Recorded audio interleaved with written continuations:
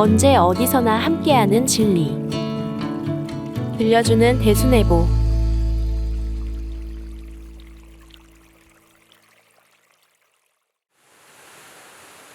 전경의 한시, 심심황하수 구중곤륜산에 대한 이해.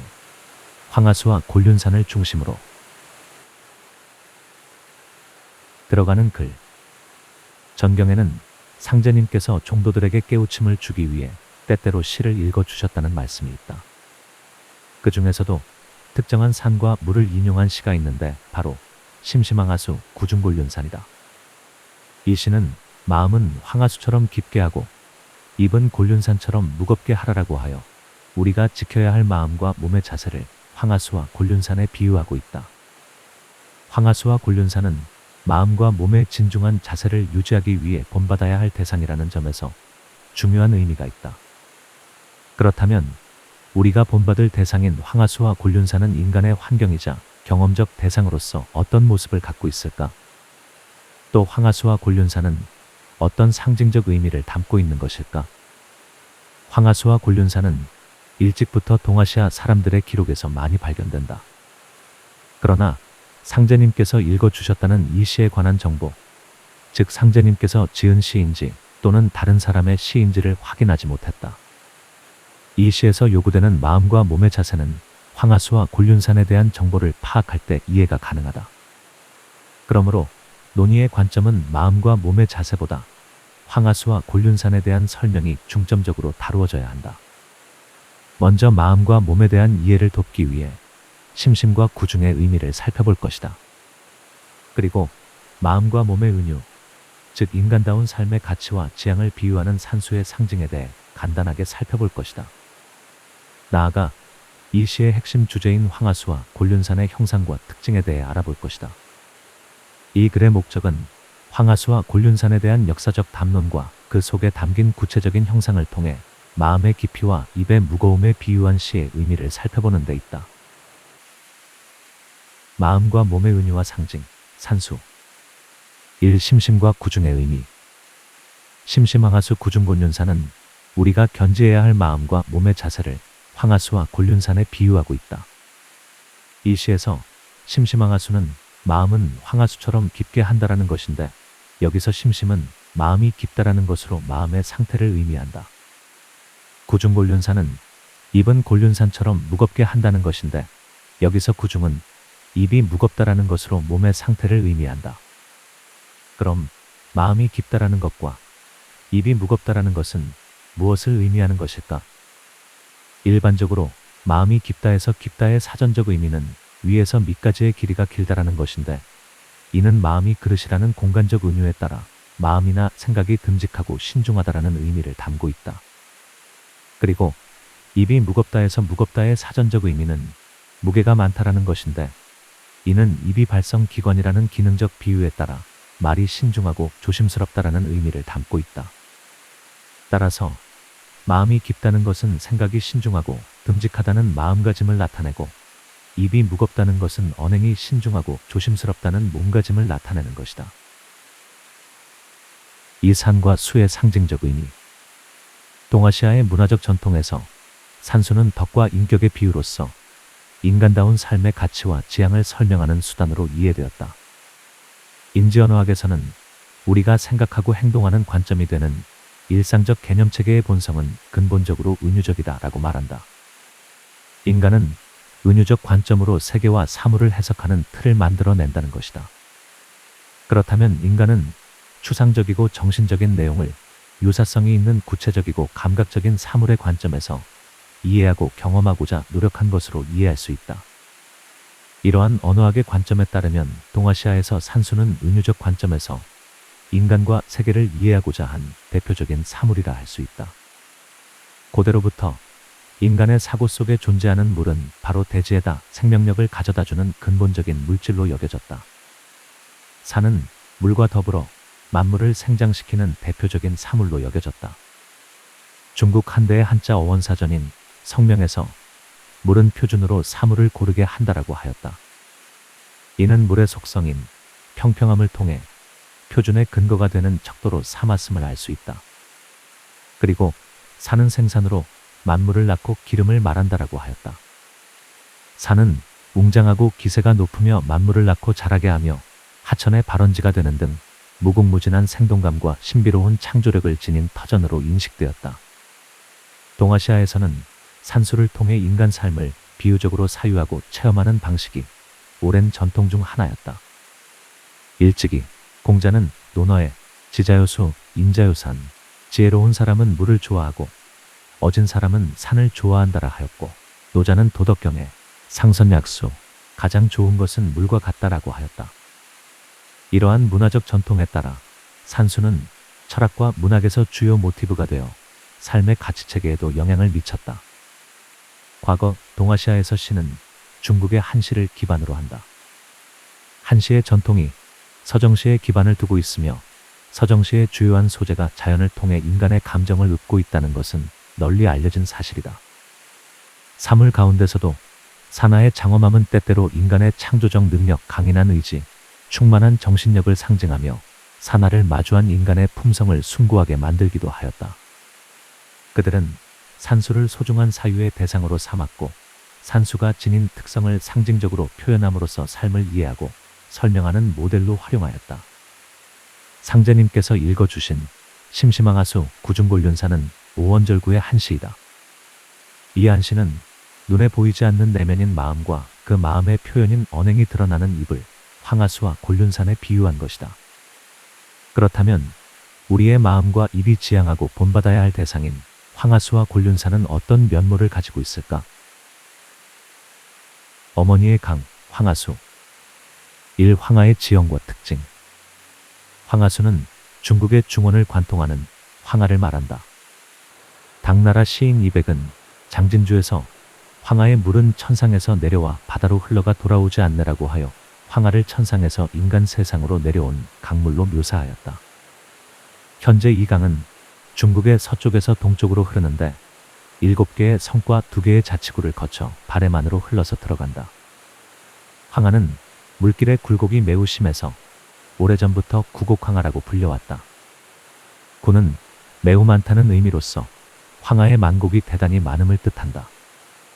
황하의 특징 가운데 하나는 서고동저의 지세에 따라 3개의 계단식 지형을 지난다는 점이다. 서쪽의 청장고원은 해발 4,000m 이상이며 중부의 황토고원은 1,000에서 2,000m, 동부의 화북평원은 대부분 100m 이내이다. 이 구분은 상중 하류를 가르는 기준과도 일치한다.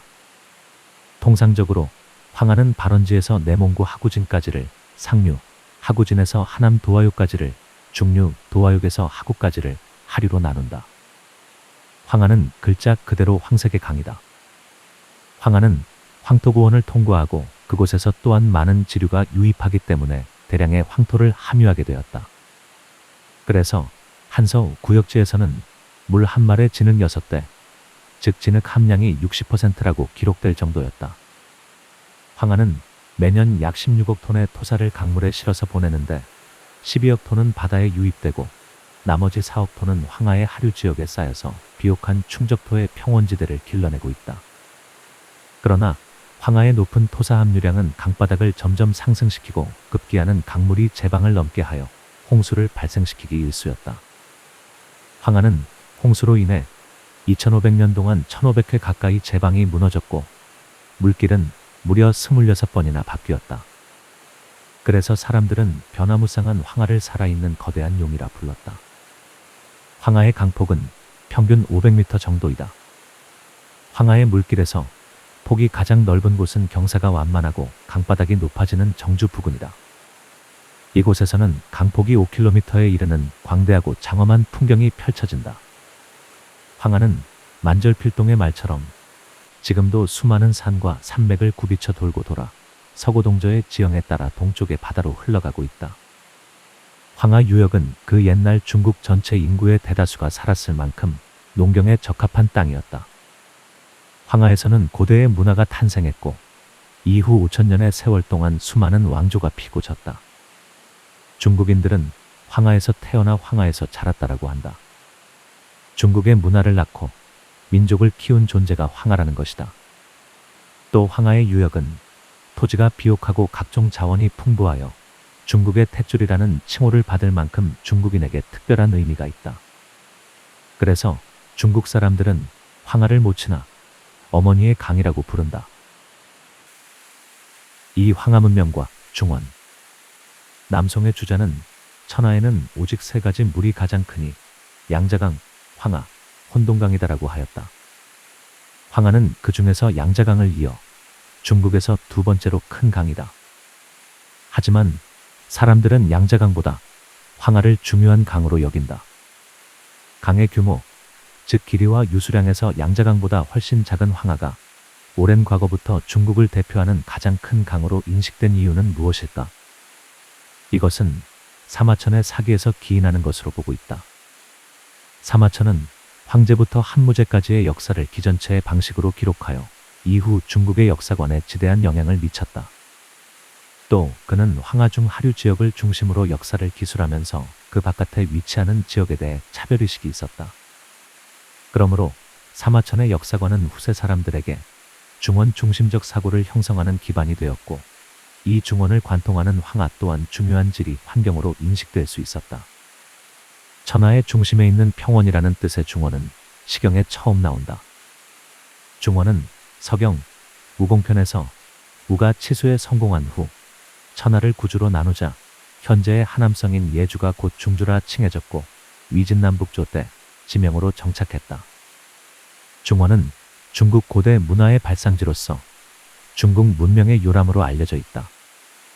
역사적으로 황하 중류에서 하류에 걸친 지역을 중원이라 칭했는데, 이곳은 오늘날의 하남성과 산동성 서부, 섬서성 동부를 아우르는 지역이다.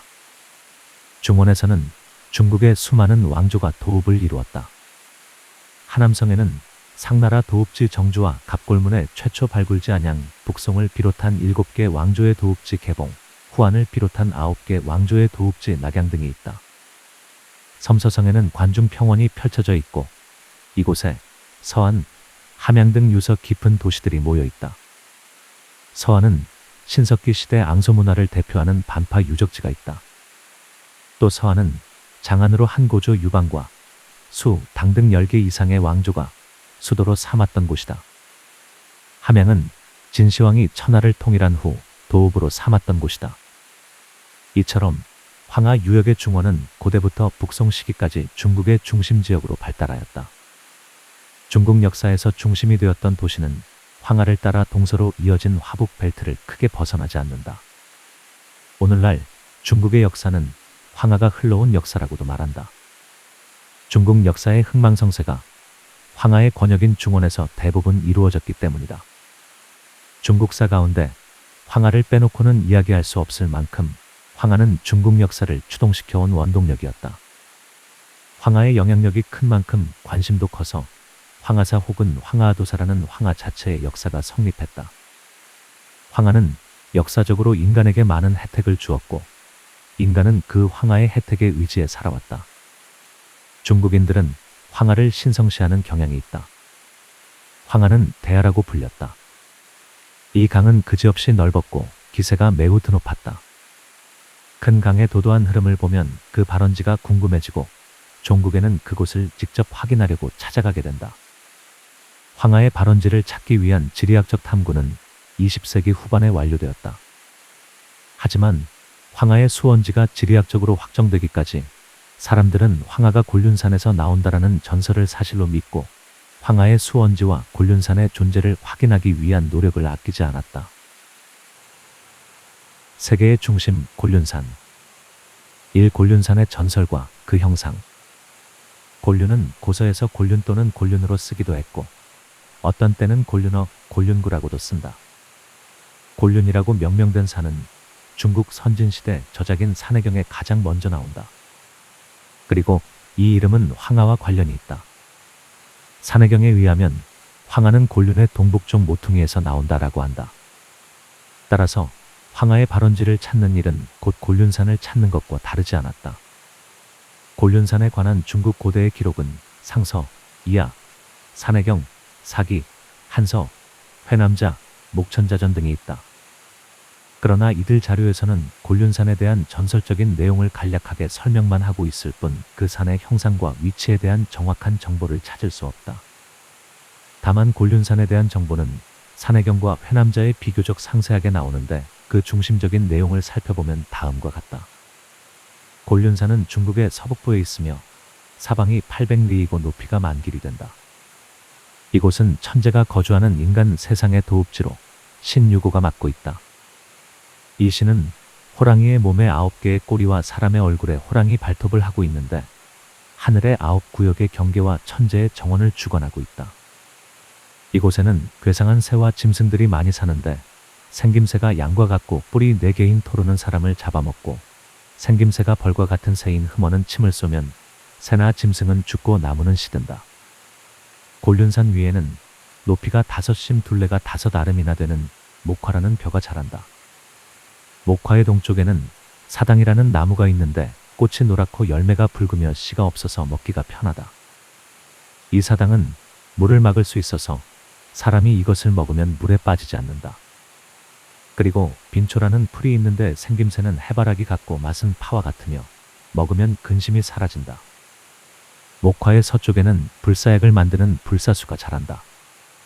그리고 산 위에는 단수가 있어 이 물을 마시면 죽지 않을 수 있다. 곤륜산의 꼭대기에는 신들이 거주하는 궁성이 있고 9개의 대문이 있다. 문마다 계명수라는 신이 지키고 있다. 산 아래에는 가벼운 깃털조차 가라앉는 약수연이 둘러싸고 있으며 그 바깥에는 염화산이 있어 물건을 던지면 곧 타버린다. 어떤 사람이 호랑이 이빨에 표범의 꼬리를 하고 동굴에 사는데 이름을 서왕모라고 한다. 이 산에는 온갖 것이 다 있다. 고전에서 곤륜산은 단순한 자연환경이 아닌 특별한 의미가 있는 장소임을 알 수 있다. 곤륜산은 천재의 지상 도읍지로 신들과 서왕모가 거처하는 곳이다. 산 위에는 화려한 풍경이 펼쳐져 있고 상상하기 어려운 불사의 먹거리가 나온다. 그러나 곤륜산은 염화산과 약수가 둘러싸고 있어 누구나 쉽게 오를 수가 없는 곳이다. 도교에서는 신선이 거주하는 10주삼도 중에 하나라고 믿고 있다. 이 지리적 공간으로서의 곤륜산, 만산의 조종. 황하 발원지에 관한 최초의 탐사 자료는 사마천의 사기 대원열전이다. 대원열전에 따르면 한무제는 장건을 서역에 사신으로 파견한다. 장건은 돌아와서 황하의 발원지는 우전의 남산, 현재 신강화전이고 그 산에는 옥석이 많이 난다는 보고를 하였다. 한무제는 당시 장건의 보고에 근거하여 이 남산을 곤륜산이라 명명한다. 그러나 오늘날까지도 고전에 나오는 곤륜산과 부합하는 신비한 형상의 산을 찾지 못하고 있다. 고대로부터 곤륜산의 위치를 찾는데 가장 중요한 기준은 바로 황하의 발원지라는 점이다. 청나라의 강희제는 1719년에 사람을 보내 황하의 발원지를 찾았고 걸륭제는 1782년에 성숙회의 지도를 그려오도록 하였다. 중국의 정부와 지리학계에서는 1978년에 현지를 답사하여 티벳의 청장고원 북쪽, 즉 청해성에 위치한 성숙회의 상류인 자빌곡을 발원지라고 확정하였다. 이곳은 파한객납산맥 북쪽에 자리한 각자가가산의 중턱이다. 후세의 사람들은 황하의 발원지를 곤륜산이라고 명명했던 원칙에 따라 황하의 발원이 이루어지는 실제의 산계를 곤륜 또는 곤륜산이라 이름하였다. 이것이 오늘날의 곤륜산맥이다. 곤륜산맥은 파미르 고원 동쪽에서 시작하여 중국의 신강성과 티베트의 사이를 지나고 있으며 청해성 서부까지 이어지는 약 2,500의 거대한 산줄기이다. 오늘날의 지리학자들은 곤륜산맥을 서, 중, 동으로 나누어 구분한다. 동곤류는 황하의 발원지인 파한객납산맥을 포함하고 있다. 따라서 곤륜산맥은 중국의 서쪽에 위치하며 황하가 발원하는 곳이라는 측면에서 고전 속의 곤륜산의 내용과 일치하게 되었다. 풍수에서는 산의 시작을 곤륜산으로 인식하고 있다. 그래서 곤륜산을 조종산이라 부른다. 풍수고서인 감룡경에 수미산은 바로 천지의 뼈대이다라고 하였다. 수미산은 불교의 경전에 나오는 상상의 산인데 이 전설의 산을 풍수가들은 곤륜산의 별칭으로 보고 있다. 또 창맥부에서는 큰 지혜로 맥을 살펴보니 곤륜산에서부터 시작되었다라고 하였다. 이후에 저술된 발미론과 인자수지, 타곡부 등 대부분의 풍수서에는 모두 조종산을 곤륜산으로 보고 있다. 풍수 이론에서는 곤륜산을 하늘과 땅의 뼈대, 즉 세계의 중심으로 여기고 만산의 시조가 되는 조종산이라고 한다. 감룡경에 땅을 볼 때 모름지기 먼저 조종산을 보라고 하였다. 풍수의 목적은 땅의 생기를 알아 흉암을 피하고 기람을 추구하는 것이다. 풍수에서의 좋은 땅은 조종이 되는 산과 밀접한 관계 속에서 설정되기 때문에 모든 산의 조산이라 불리는 곤륜산의 중요성이 강조되었다. 그러나 풍수지리학계 일각에서는 곤륜산을 실제하지 않는 가공의 산으로 본다. 곤륜산을 조종산으로 여기는 것은 풍수 이론의 성립을 위해 만들어진 허구의 산이라는 관점을 제기하였다. 나가는 글. 상제님께서 읽어주신 심심항하수 구중곤륜산의 시를 이해하기 위해 황하수와 곤륜산의 형상과 특징을 살펴보았다. 황하수와 곤륜산은 동아시아인들이 오랫동안 동경하고 숭상했던 산수였다. 황하는 중국에서 양자강에 이어 두 번째로 규모가 큰 강물이지만 중원의 비옥한 토지를 만들고 찬란한 문화를 꽃피웠기 때문에 어머니의 강으로 칭송되고 있다. 그리고 고전 속의 곤륜산은 실제하지 않지만 사람들에게 전승된 기억 속에서는 세상의 중심이 되는 산이며 신선과 불사를 이루는 산이고 만산의 조종이 되는 산으로 숭상받고 있다. 그러므로 사람들은 이러한 특징적인 정보를 바탕으로 황하수와 곤륜산을 세계에서 가장 신성하고 가장 큰 산하로 인식하게 된 것이다. 심심항하수라는 구절은 만물을 낳고 기르는 어머니와 같은 황하수를 닮아서 마음의 뜻과 생각을 신중하고 깊게 하라는 것이다. 황하가 세상에서 가장 크다는 옛사람들의 생각에는 황하가 세상에서 가장 깊은 강물이라는 의미도 담겨 있다. 그래서 황하수에는 깊게 흐르는 강물의 모습과 더불어 자애로운 어머니의 이미지가 투영되어 있다. 대순지침에 마음은 일신을 주관하여 만기를 통솔 이용한다. 라고 하니 마음의 작용에 따라 말로 덕을 쌓을 수도 있고 척을 지을 수도 있다는 사실을 알 수 있다. 따라서 심심항하수가 뜻하는 것은 어머니의 강이라는 황하의 상징적 의미를 닮아서 자신보다 타인의 입장을 깊이 헤아리는 마음의 자세를 함양해야 하고 남을 잘되게 하라는 이타적이고 도덕적인 양심을 발현해야 한다는 것으로 이해할 수 있다. 구중곤륜산이라는 구절은 만산의 시조로 세계의 중심과 같은 곤륜산을 닮아서 말을 신중하고 진중하게 하라는 것이다. 곤륜산이 세계의 중심이라고 하는 것은 세계의 기준과 중추가 되는 중요한 지점에 곤륜산이 자리하고 있다는 것을 의미한다. 만산은 곤륜산에서 사방으로 뻗어나간다. 그래서 곤륜산은 움직이지 않는 무게의 중심이면서 공간의 중심이 되는 것이다. 대순지침에 말은 사람을 살리기도 하고 죽이기도 하는 힘을 지니고 있으니 되생각하고 말하라. 고하였으니 입으로 하는 말의 힘이 타인의 생명에도 영향을 미친다는 사실을 알 수 있다. 따라서 구중곤륜산이 뜻하는 것은 세계의 중심이라는 곤륜산의 상징적 의미를 닮아서 입을 무겁게 하여 한마디의 말이라도 신중하게 생각하고 잘 살펴서 해야 하고 말을 좋게 하여 척을 짓지 말고 덕이 되게 해야 한다는 것으로 이해할 수 있다. 심심항하수 구중곤륜산의 시는 마음과 몸의 자세를 진중하게 갖는 것으로 척을 짓지 말라, 남을 잘되게 하라는 상생의 가르침을 실천하라는 의미를 담고 있다. 우리가 황하수와 곤륜산을 담는다는 행위는 해원상생과 보온상생의 진리를 체현하는 수도와 다르지 않다고 할 것이다. 전경의 한시 심심항하수 구중곤륜산에 대한 이해. 황하수와 곤륜산을 중심으로 언제 어디서나 함께하는 진리. 들려주는 대순애보.